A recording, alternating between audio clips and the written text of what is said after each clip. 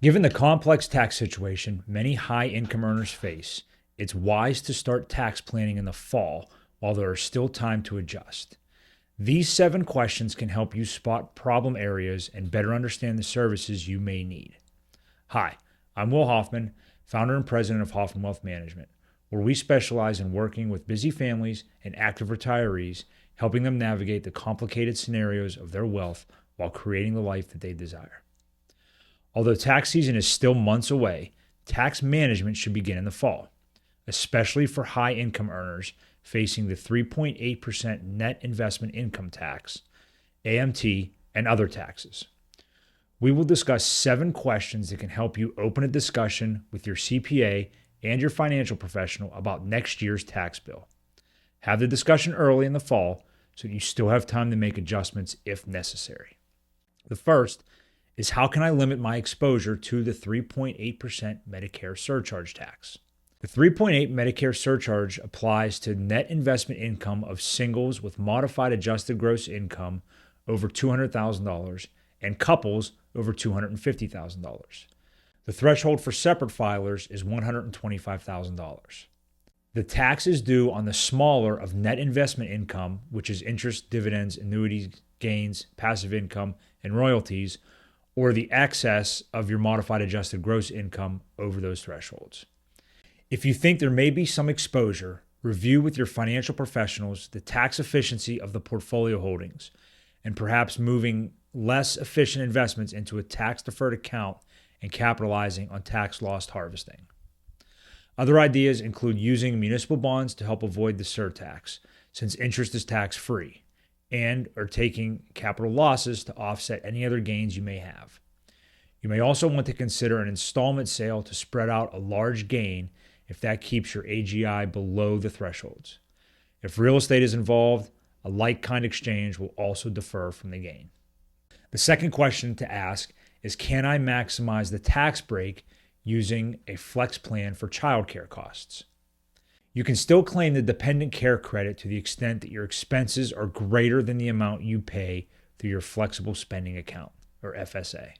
The maximum dependent care costs funded through an FSA are $5,000, but the credit applies to as much as $6,000 of eligible expenses for filers with 2 or more children under age 13.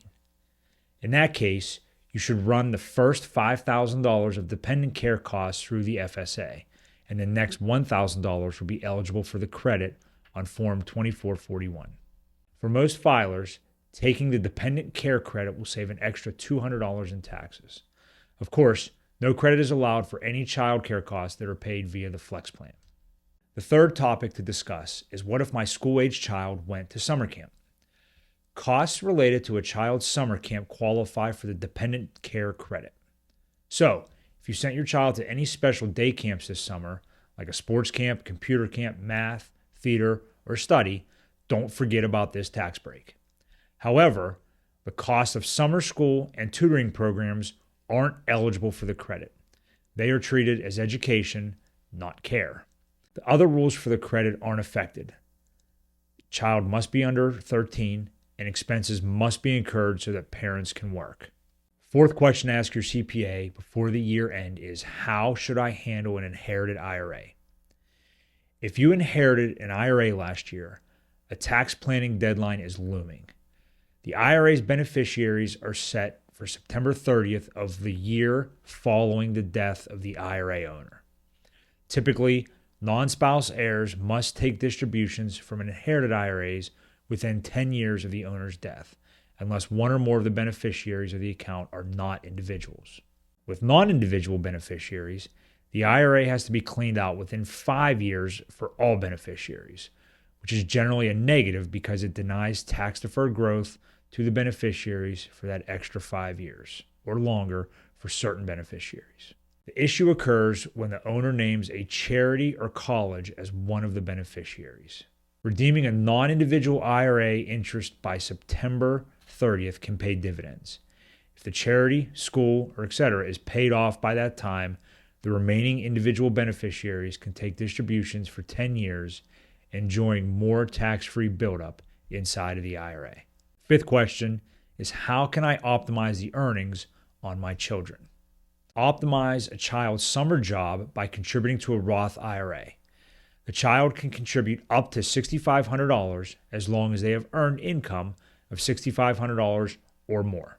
Parents can make a contribution for the child, although the parent's pay-in counts towards the $17,000 annual gift tax exclusion.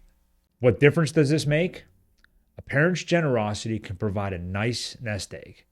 $6,000 contribution to a 16-year-old's Roth that earns 7% each year will grow to $165,000 at age 65 and $231,000 at age 70. If the child works for a couple of summers and contributions are made annually, the future balance of the account will be much more significant. And remember, all qualified withdrawals are tax-free. The sixth question to ask is, how can I use the 0% rate on long-term gains? If your taxable income without long-term gains is below $44,625 for singles or $89,250 for married couples filing jointly, profits on the sales of assets owned over a year are tax-free until the gains push you above those thresholds. You will be taxed 15% on those gains, and if your income rises above $492,300 for singles or $55,850 for married couples, you will be taxed at a 20% rate. If part of the gain is taxed at 0% and the rest at 15%, claiming more deductions or making a deductible IRA contribution gives you 2 tax breaks. Claiming the deduction saves on income tax, and 2, it allows more capital gains to be taxed at the 0% rate. However, taking more tax-free gains raises the adjusted gross income, which can cause more of your Social Security benefits to be taxable. In addition, your state income tax bill may jump, since many states tax gains as ordinary income. The seventh question to ask your CPA is, how can I donate most effectively? One way to turbocharge donations to charity is by giving away appreciated assets such as stocks. The appreciation escapes the capital gains tax, and you will get a deduction for the full value in most cases, as long as you've owned the asset for longer than a year. Charitable deductions are normally limited to 60% of your adjusted gross income. Understanding tax laws isn't easy, especially since the laws change constantly and are often very tricky. Attempting to take advantage of the benefits can be a confusing process.